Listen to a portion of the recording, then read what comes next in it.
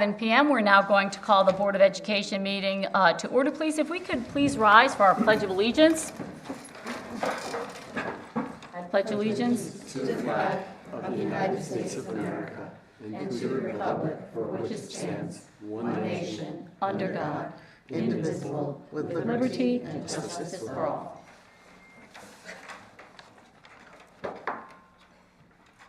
Thank you. You may be seated, and thank you for all either being here this evening or watching our meeting. We certainly appreciate it very much. At this time, I am going to open the floor for public comment. If there's anyone who'd like to address the board, I would ask that you approach the podium, state your name and address, and there's approximately 3 minutes we're going to hold you to, okay?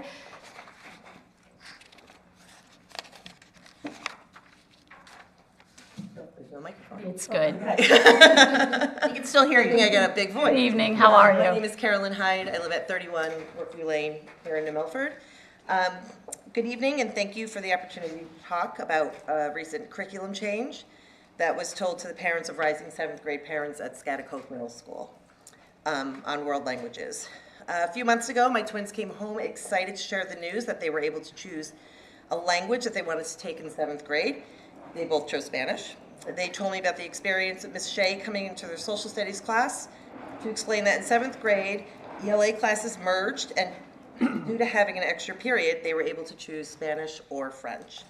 Mrs. Shea also explained that if your teachers felt you may need help in your primary language, you may be asked to take a different class. Alice and Sonia were thrilled about the idea of taking a second language. They know I personally use it at la escuela. With my estudiantes, have watched their sister experience Spanish at Schaghticoke, and we play with language at home, whatever language it is. It's just, the choice was taken away. Instead, now a communications class that sounds very much like 7th grade ELA, having just experienced it with my last year 7th grader, this year 8th grader, is going to be replaced, and it's going to be in this place. Studies have showed that the window for learning a second language begins to close around 5th grade at 10 years old. Harvard and MIT have both produced studies on it. As a district, we are already bringing world language into the curriculum late, and now will be pushed back further to 8th grade. In researching, I found that most area schools begin Spanish as early as grade 1. Sorry, not the best speaker. Just games, colors, songs, simple, just to get that the brain paths moving, except in Region 14 where it also begins in 8th grade. What makes people move into a district with the knowledge that they can move next door, their child will get a jump start on learning a second language, and the curriculum is richer? Being in education, I understand about teacher shortages and know that world language programs across the state are hurting, and that a plan needs to be put in place, not just start the school year without a plan. I feel New Milford just kind of gave up on their students on this one. As parents, we received the information in March with a new school year that does not begin for 4.5 months. Again, understanding that teacher shortages, again, a plan B needs to be in place, but perhaps that plan could be involved with another type of elective. Some ideas that come into mind are library sciences, ceramics, or other art electives, drama, home economics class that explains not only cooking and sewing, but finances, etc., graphic design, agriculture and horticulture. What an opportunity to start a garden at Schaghticoke that the 7th grade would be in charge of. A lot of ownership there. Recently, I saw Matt Cunningham sat down with the elementary school students to ask about what kind of playground equipment they were interested in. How empowered would our middle schoolers feel like if they had the same respect was given to them and asked what kind of elective classes they would be interested in? Interested in due to not being able to offer a world language class they were already told they were able to take. I truly hope that the Communication Arts 1 and 2 is rethought for the 7th grade curriculum. Hopefully the search for another Senora Hines, who is fabulous, my 8th grader was enjoying her, is still ongoing. If not, please consider a different pathway for these kids. Let's show that we truly stand by the New Milford School mission by respecting the ideas of the rising 7th grades and provide effective instruction in a dynamic curriculum offering a wide range of valuable experience and inspiring students to pursue their dreams and aspirations. Thank you so much. Thank you. And just on a side note, I just want to thank Ms. Scorlock. I meant to come to last month's meeting and couldn't due to illness. Just a shout out to her, she's done an amazing job. She brought together the staff and students for a basketball game that I'm sure you're all aware of. Amazing night, kids had so much fun. There was one hiccup, taken care of immediately, and I just love to see the school move forward. This is kind of moving backwards. Thank you. Thank you. Thank you. Is there anyone else who'd like to address the board this evening? I will close public comment at this time. I will now turn the agenda over to Dr. Parlato. We have a student presentation, and we're excited, so Thank take you. it away. So as you know, our student presentations honor our ideal students that meet the ideas that we live by, either focus, collaboration, creativity, or heart, or some combination of those. And so tonight we have one very exciting presentation from the Litchfield Hills Transition Center. And even though the agenda says that we have a Sarah Noble presentation, that will be in May. So tonight is Litchfield Hills Transition Center. And we have some students who are going to do a presentation in a moment about recycling. But I'd also like to give an acknowledgement to they have a whole support crew here as well to support our three presenters. So at the end, we'll certainly cheer for everyone. And so let me see, we have Joshua. You can certainly come up here and get ready for your presentation. And then we have Samuel, right? You can come right up here. And we have Abigail. I'm going to move out of the way. So Yes. Much appreciated. And are you ready to start? Go right ahead. Good evening, everyone. Thank you so much for having us here tonight. We are Abby, Josh, and Sam from students from Litchfield Hills Transition Center. In February, LHCC had a wonderful person named Tammy from Housatonic Resource Recovery Authorities present Trash Talk, a recycling presentation. She shared a wealth of information on recycling, including what's in and what's out in your recycling bin. During her presentation, she shared information on the Next Track Bench Challenge. The bench challenge is where you take clean, stretchy plastic, such as Ziploc bags or other food storage bags, cereal bags, and plastic overwrap that can be found on the outside of a case of water. All of these plastic materials can be recycled into a composite bench. LHTC decided to take this challenge on. In order for the bench to happen, we need 1,000 pounds of this plastic within a year, within 12 months of that kind of year, not a school year. Sure. In order to do this, we enlisted the help of all of the schools in the district, as well as the youth agency, as well as many of our job sites, including Vision Design and our local dry cleaner on the green. We have presented this information to all of the schools. And the Northville Elementary School PTO, as well as youth agency, And the student body. and the student body as well, yes. We received positive feedback from everyone we presented to. To date, we have collected 361 and 86 pounds of plastic. So that means we only need 638.14 pounds to go. We have 309 days remaining to collect this challenge. We thank you so much for your time. Thank you. Excellent, thank you.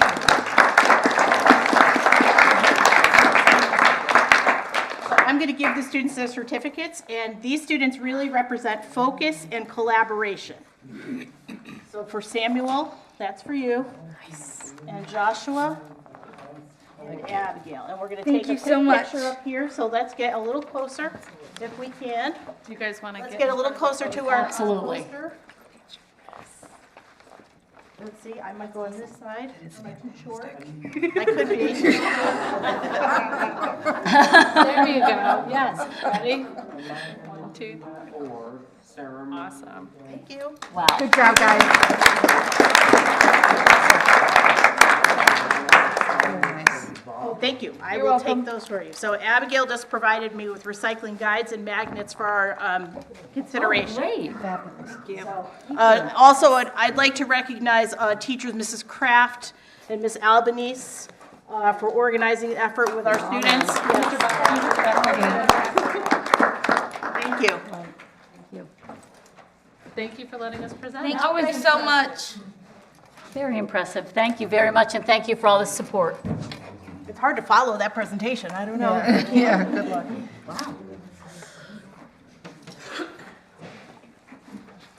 You have those for us. Good. Great, good, great. Thank you so much. I will now turn it over to the PTO report. Thank you. That was awesome, you guys. Good night, everyone. You said it, it's hard to follow that. There is, yeah. Good luck, Megan.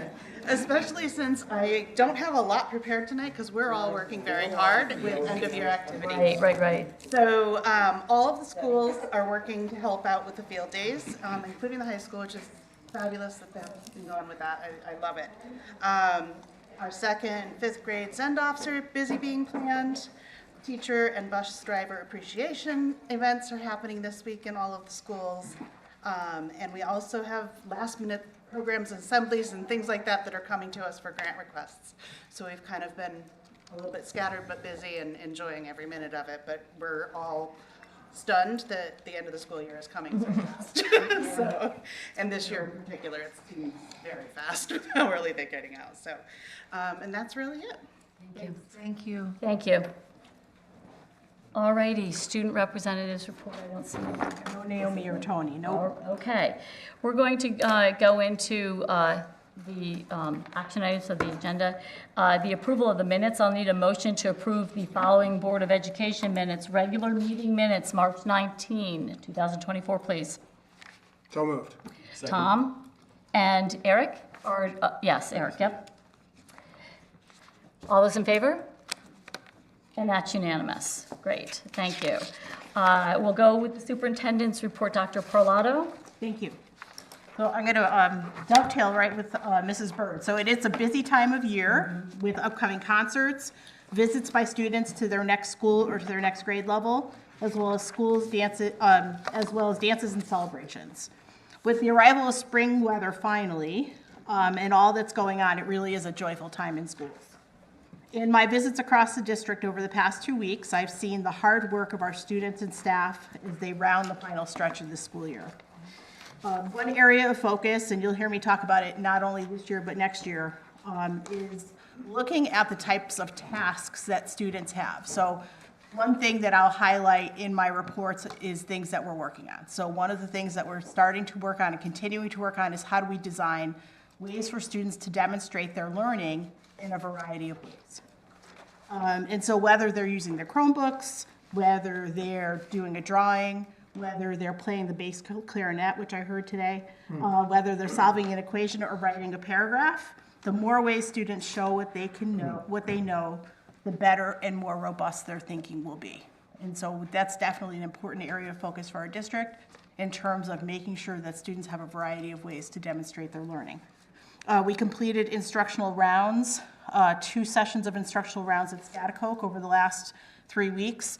And our focus in visiting, we visited just about every class at Schaghticoke, looking at the types of tasks that were being assigned and looking for trends and patterns across those tasks. So we'll look at that, we'll do that instructional rounds protocol at all 5 schools, and by October we'll be done with all 5 schools and we'll be able to tell you what we found. So that's just a nice way to unify our district around the idea of task. That's all I have, thank you. Wonderful, thank you. Subcommittee reports. We'll begin with policy.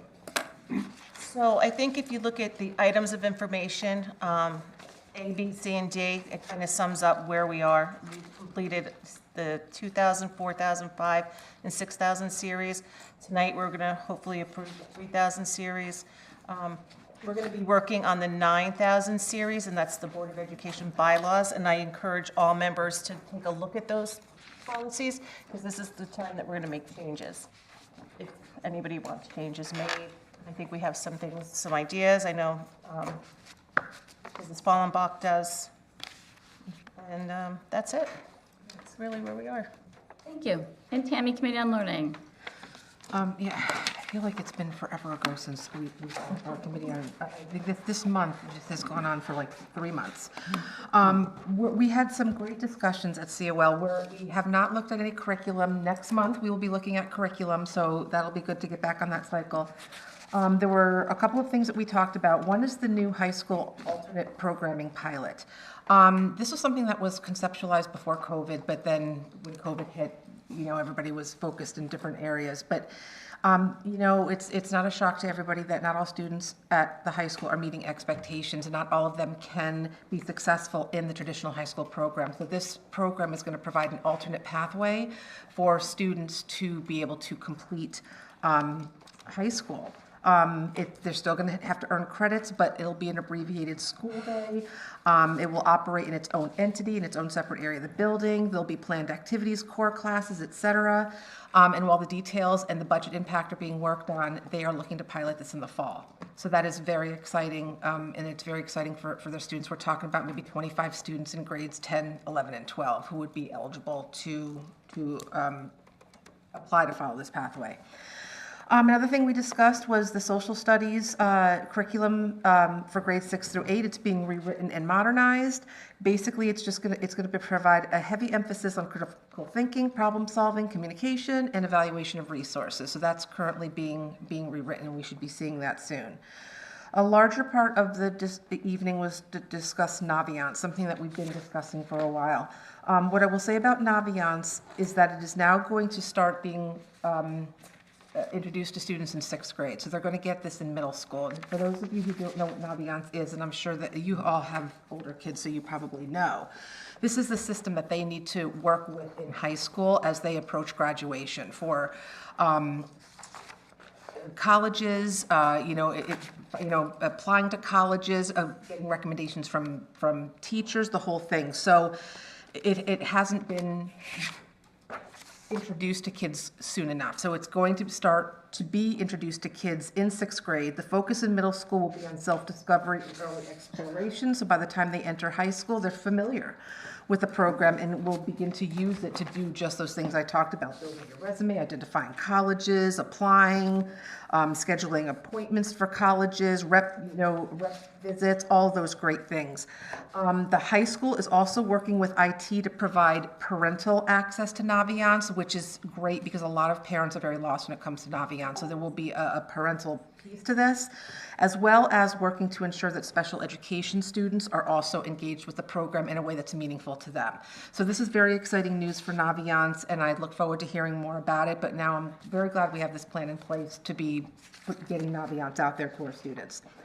And the last thing was that we were given the course proposal and developmental process in a more formalized way. This is something that is in the minutes if anybody wants to take a look at it. It's something that has been happening but hasn't been formally written down. Basically, it is an official document process for proposing new courses. This process must be followed before it's presented at the October Committee on Learning meeting, and this process happens once a year. So if anybody wants that process, they can go to the COL minutes, and that was it. Great, thank you very much. And facilities, Tom? Matt Cunningham can't be here tonight, so I'm going to give a quick summary of what we've been working on. Great. Starting with the high school, we have no new information regarding the roof project. I believe we're still dealing with the same 2 or 3 leaks in specific collectors, and there's no decision that's been made on how to solve the missing fasteners and clips problem. That's at this point, that's up to the bonding company to recommend their preferred plan. Good news about the wood shop. We're basically just waiting on a dust collector. It should arrive in May, and we're confident that the work will be done over the summer and the wood shop will be fully up and running in the fall. Got two good pieces of information. Number one, Balfour Restorations is not on tonight's agenda and won't be anymore because they have finished all of their work. They've packed up and moved out. So that took almost 2 years. Second good piece of information is that the high school gym floor is on schedule to be refinished and repainted this summer, and it will be open in time for fall sports. And thank you so much, Jeff, for getting a picture. If you look up there, that is what the new great. floor will look Thanks, like. Jeff. I think it looks great. Incredible. It is incredible. Thank you. That's great. We realized at 2 minutes to 7, we didn't have a picture. So, Jeff and Dr. There's a little magic happening. Pull it together. Really are Nice. Beautiful. great with deadlines. The only other thing, Sarah Noble oil tank will be, that's also been something that's been on the agenda for 5, 6, 7 years, I don't know. That will be solved this summer. It will be permanently closed and either removed and filled or left in place and filled. And so we're hoping that will be off the agenda by August, for sure, yes. by August. And central office is the only other item, and there's no new information to report about that. So, under items of information, roof project, gym floor, and central office are there. If there are more questions, answer them if I can. Thank you. Awesome. Thank you so much, Tom. Operations, Eric? I wasn't there, Wendy, thank you for covering me. Oh, that's right. That was me. I So, was going through the fine. minutes and Thanks. just a couple of things that just jumped out at me, just not for any reason other than they're a little out, it's the end of the season, end of the fiscal year, and there's a couple of transfers there from one budget to another budget to cover different shortfalls and from budgets that had surplus in them. So other than that, pretty much as it should be, very unexciting. great.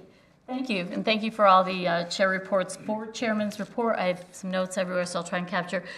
First of all, the negotiations committee has begun. We have 3 bargaining units. Will be throughout the summer. So it's a tremendous amount of time and commitment, and I'm very appreciative of the other negotiation team members. Any agreement that comes to fruition, obviously, will come to the board. So we'll be working on those 3 bargaining units. I'm not quite sure if we'll have a special meeting or 2 prior to the end of the year. We're thinking about a workshop, things of that nature, but obviously I'll let the board know if the need arises. We're weeding through some of the issues that we want to obviously wrap up as we do get to the end of the year. I would be remiss if I did not bring up busing. We know it's been frustrating. We recognize it's been frustrating. I can tell you that the district works with the bus company daily, and when there is a late bus issue, the district will let families know as soon as they know, and they're doing the best that we can. We are pleased to hear of a new collective bargaining agreement with the bus company and their drivers, hopefully to have a little bit more of a competitive wage. And this is something that we're constantly monitoring, and I know that Mr. Giovanni and this Dr. Parlato are working with senior management and leadership over the bus company to come up with other solutions and moving some things around. So we do appreciate that. But I did want to mention that. It's an impact, and we know that. I also would like to take this opportunity to thank our bus drivers who serve our students every day, and we appreciate it. And I wanted them to hear that from the whole board through, a time that's been very difficult. Budget. On May the 7th, there is a town meeting scheduled. I believe it's 7 o'clock. The Board of Finance will set the referendum date at that time. There most likely will be an opportunity for the public to be heard, and they'll set the meeting for referendum, which should be towards the end of May. I would encourage the community to please come out and support our budgets. So, this time. That is it for my report. And at this time, we'll go into the action items that you see listed on the agenda. So we're going to begin with the budget, please. I'll need a motion to approve the budget position dated March 31st, 2024, and purchase resolution D781. Second. Eric and Tammy. Questions? Okay, all those in favor? That's unanimous. Now we're going to go on to budget. I need a motion to approve the request for budget transfers. So moved? Second. Tammy and Leslie. Is there any comments on that? Yes. I would like to request that the board take a look at this and approve just the second transfer labeled as District 2 and not the first one for the district. And I can expand on that a little bit. So when we look back at what we have on the retainer to our legal firm Pullman and Comley, the previous month's report showed an encumbrance that did not match the retainer on file with Pullman. What that means is that the Munis report basically showed that we were overdrawn on the line artificially when we look at the retainer that Pullman has. We still have money for legal services. That encumbrance is usually reconciled on a quarterly basis, and as of the report, March 31st was not reconciled. So that led to the legal services line showing as overdrawn, even though we were not technically overdrawn. Once we reconciled the retainer outstanding with Pullman, we still have a balance left on that retainer, and that's why I'm asking to rescind transfer labeled as District 1. So it's the first line of the transfer. Yes. And that's a good thing not to be overdrawn. So do we do it? Any questions on that? Great. All those in favor? That's unanimous. Thank you very much. Okay, policy recommended for initial review, 6200 adult education.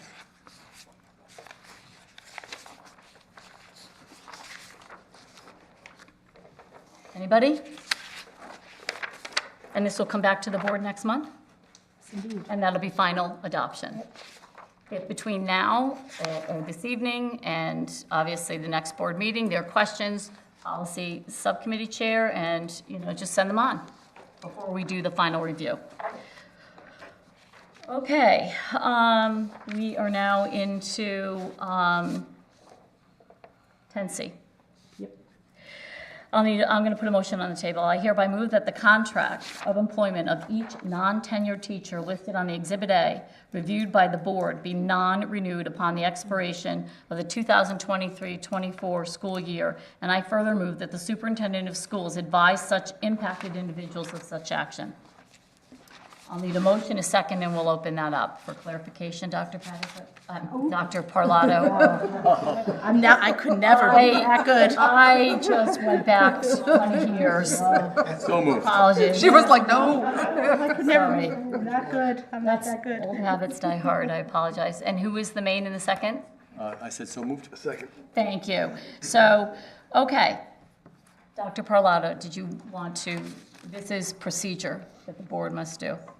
For sure, yes. Yes, so when we have, we also call these reductions in force Yes. of non-tenured teachers. So because of the reductions in the ESSER, staff that was funded by ESSER, and additional budget reductions, we had 9.5 actual positions, actual people that we had to reduce. Because we had some retirements and some resignations along the way, that allowed us so far to reduce 4 people.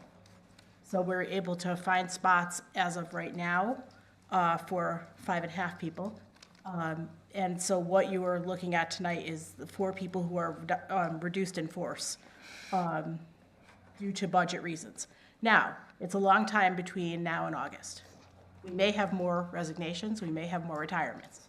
So if the person's certification matches up, that person could be considered for the position where there's a hole from a resignation or a retirement. So it's early, so to speak, but legally, we have to notify the people by May 1st. So here we are, knowing that even though we're taking this action, there's a little hope because we might have more retirements and resignations. But statutorily, we have to reform by May 1st. Thank you, and I wanted it on the record. We have work legal on that. We've been clear on that. So that's why you're seeing it this way. The board must make that motion and act on it. But like you were saying, the certifications would have to line up. You can't just be. I can't just give them, they have to be appropriately certified for whatever the open job is. Yep. And it's early. Okay. Do we have any questions on that motion and why we're doing it? All those in favor of the motion? That's unanimous. Thank you for that explanation, Dr. Parlato. You're welcome. Okay, so let's go on to the items of information. Okay, we have some regulation updates. You have a lot here. There's been a lot coming through policy for the last 2 years. So I appreciate your overview, Leslie, and I do appreciate all the work that's been done on the committee. Regulations, the board does not approve, but obviously those are the foundation or the structure that stands behind the policy and how we govern the policy. So if there are questions or concerns, we certainly can address those. And again, always reach out to the policy committee, please. If you have any questions on the regulation updates, the policy review scorecard, all of that. And as Leslie had stated previously, what you see here are really where we are and where you've come through all of the work with revising our policies. Anyone? Okay. That's A through D, really, all of the policies, the updates. I'm not going to hold it to one letter. If anybody has any questions on the procedure, where we are from here, bring it up now. Can I ask a quick question? Of course. In D, you mentioned that the 9,000 series is going to come up soon. And that is, of course, all dealing with the Board of Education, so this body. So as we review at home by ourselves these policies and have questions or have possible, suggestions for revision, should we direct that straight to Leslie and copy you? That would be great. Okay. There's some, the policy, the bylaws were reviewed and they have been revised, but there hasn't been an in-depth approach, in my opinion. There are some issues that seem simple until you're faced with them, and then there's not a guideline. For example, vacancies or timelines, or if you have an officer resign and what happens next. It makes it very difficult for the board to operate as a collective unit. So I would absolutely encourage you all to take a look at it, because you've all run into the situations, both veteran board members and newer board members. How do I do this? What are we doing? And it should not be left totally to interpretation. There should be a paper trail of how the board should operate, because we change. So It's a great opportunity for us to clean up our own house. I couldn't agree more. So take a look at that, send it to Leslie, copy myself, and then we'll start going through that. Okay, thanks, Tammy, for that. The employment report. Ms. Kavanaugh. Hi, so we are still doing a lot of hiring, and we do a lot of work in the summer. So we've hired 3 custodians, 2 secretaries, 2 paraeducators. So we're still kind of rocking and rolling. You'll see on the May employment report all of our retirees, which said we will recognize in May as well. Great. Thank you very much. Do you have any questions on the report? Okay. And the enrollment report. Stable. Right. At this time of year, for sure. Okay. And I believe, Tom, you've done an overview of all of those facilities here. So unless someone would like to open it up with any further questions, I think you covered that nicely. Thank you for that. And the field trip report. Going places. Yeah, there's nothing. Paris. Nothing like Paris, France. Yes. Yeah, we're definitely going places. I will say, just because I feel compelled to say, so this Friday, our chorus, our New Milford High School chorus, will sing the national anthem at Yankee Stadium. I just think that's so fabulous. That is. Yes. Thank you. Is that again? When is that? This Friday. This Friday. This Friday, they're going to Yankee Stadium. Yep. Great. Yeah, I'm almost crying thinking about it. Really, yeah. That's really exciting. Thank you. And I guess, Paris trip. That's Have you heard anything about the Paris trip? I know. It's 25. It's next year. Next year, okay. Yeah, 25. Still time to get on it.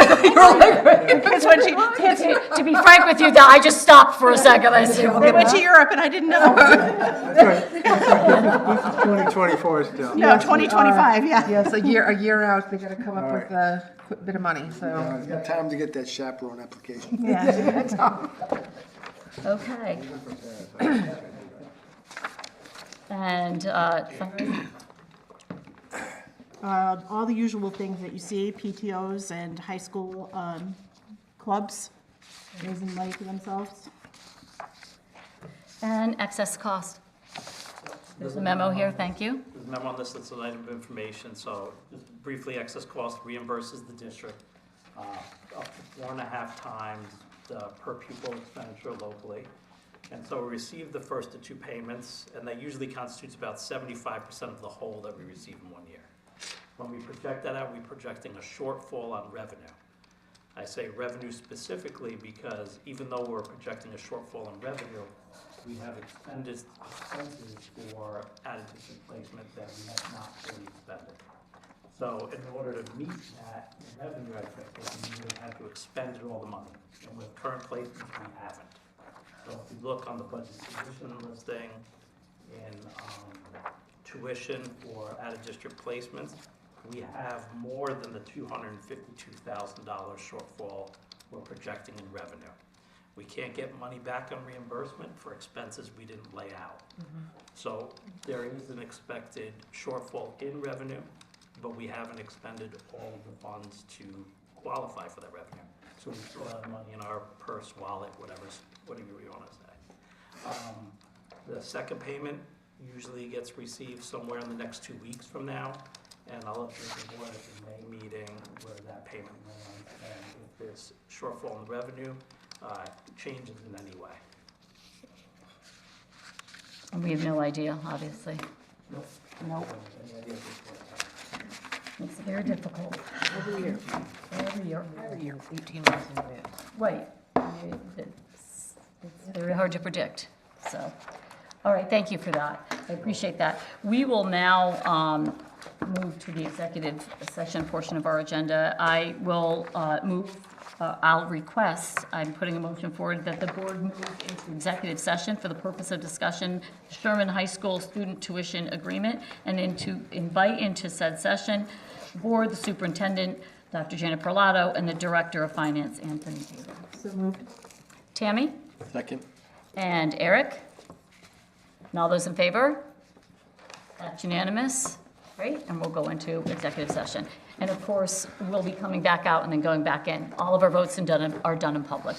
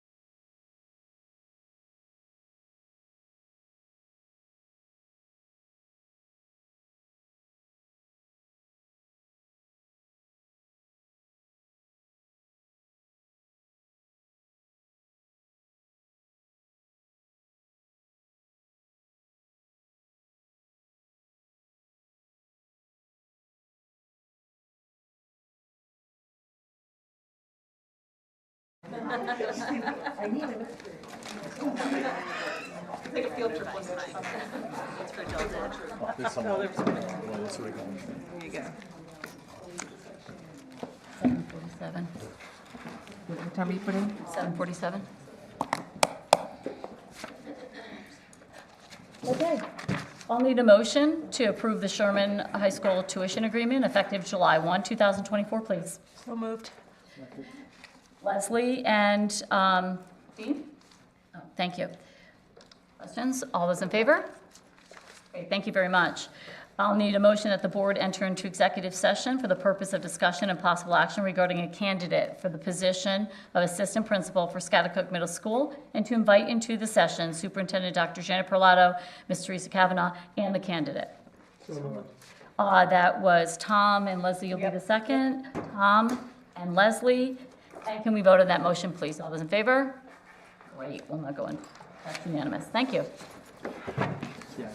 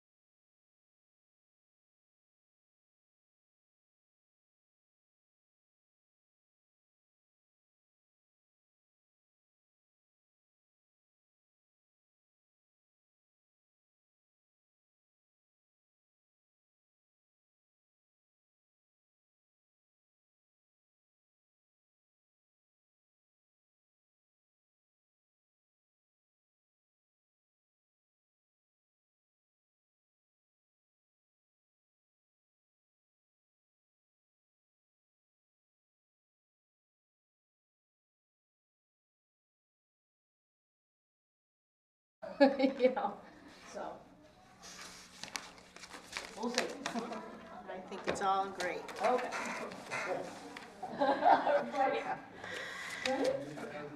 I have a lot of them, I'm like you, because I've been so long, I'm like, we don't have anything of this. If someone comes to me with inappropriate board member, I have to chair. That's gonna change. I hear you. I think comfort should come first. What? Comfort first. Yeah, exactly. Yeah.